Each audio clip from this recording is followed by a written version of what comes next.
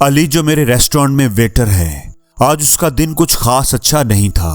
पहले उसने खाने से भरी एक पूरी ट्रे गिरा दी, फिर किचन के दरवाजे पर ठोकर खाकर दोबारा खाना गिरा दिया और आखिरकार रात की आखिरी बस भी मिस कर दी। लिहाजा मैंने उसे घर छोड़ने का फैसला किया। सारा रास्ता वो बिल्कुल खामोश रहा। जब हम उसके घर पहुंचे तो उसने मुझे अंदर आने की, अपने घर वालों से मिलने की दावत दी।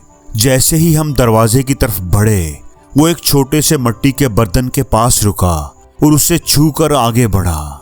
जब उसने दरवाजा खोला तो उसका रवैया हैरत अंगेज तौर पर बदल गया।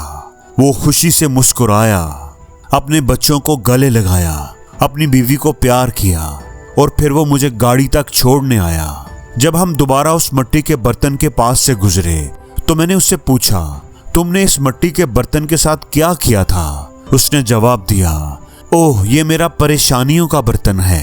मुझे मालूम है कि मैं काम की परेशानियां खत्म नहीं कर सकता, लेकिन मैं एक बात का पक्का यकीन रखता हूँ कि मेरी परेशानियां मेरे घर, मेरे खानदान वालों तक नहीं आनी चाहिए।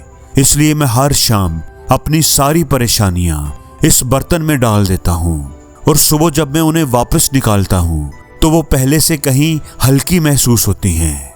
वो पुरस्कून मुस्कुराया और उसी लम्हे मुझे एहसास हुआ कि हम सब के पास भी एक परेशानियों का बर्तन होना चाहिए, ताकि हम अपने प्यारों के पास जाने से पहले अपनी परेशानियां बाहर ही छोड़ आएं।